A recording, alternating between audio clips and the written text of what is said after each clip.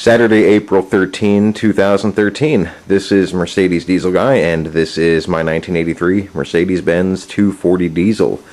It's been a long winter. It's been spring for a couple of weeks now, and I really have not done any work on the car really since January. I am going to hook the battery back up and back the car out of the garage.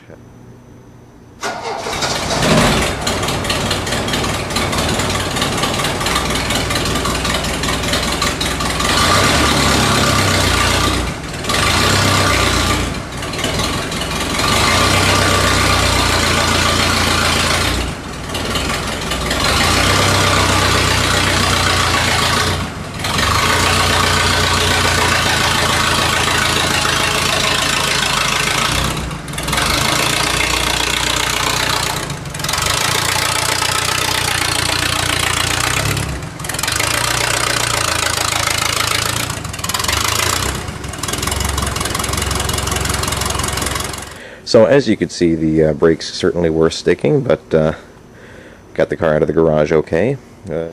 But anyhow, I'm going to get organized, and then I will show you what I'm doing.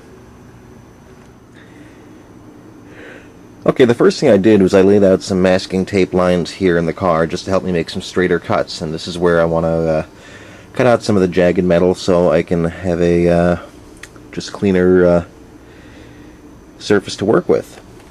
And I did the same up front here. I'm probably going to do this a couple of times, but right now I'm going to break out my new reciprocating saw and make these cuts, and I'll show you how straight I was able to make them. Well, that actually worked pretty well. I used the tape as a guideline, and I made, although they're not perfectly straight, they're much straighter cuts than I had before. So I'm going to come in here now with the angle grinder, clean up some of this black rust encapsulator and smooth out the edges a bit, and then I will possibly start to make some patches.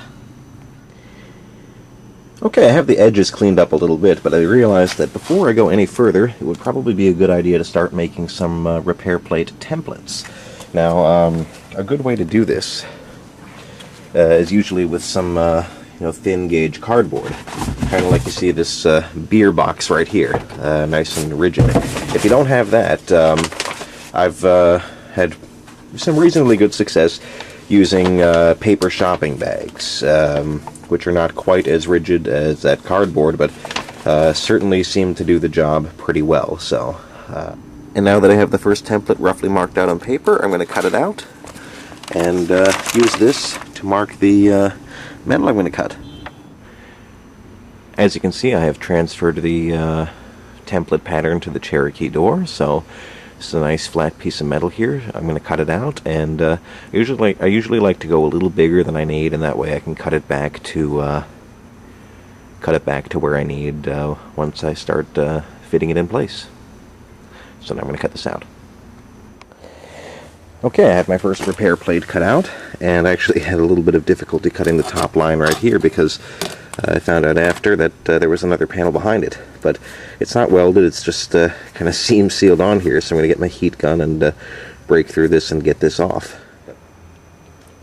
Well, the panel didn't really need much in terms of adjustment, so what I'm going to do right now is actually drill a couple of holes and just install really just a few rivets to hold it in place so I can possibly start welding.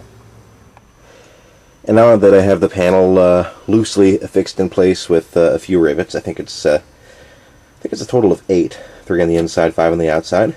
I'm going to start cleaning up this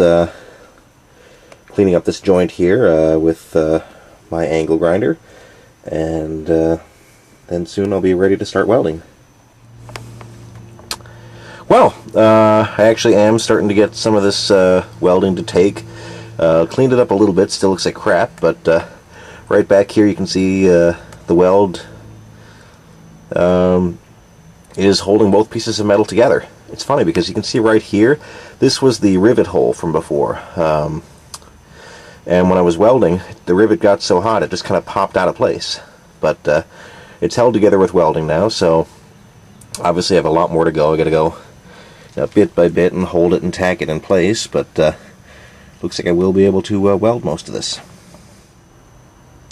Well, I've reached my stopping point for today. You're looking at the ugliest welding in the world, but it is holding. The metal is definitely held together by welding right now. I am going to get back to this tomorrow, and then I'll continue welding up the rest of the floor. So, this is Mercedes Diesel Guy. Thanks for watching.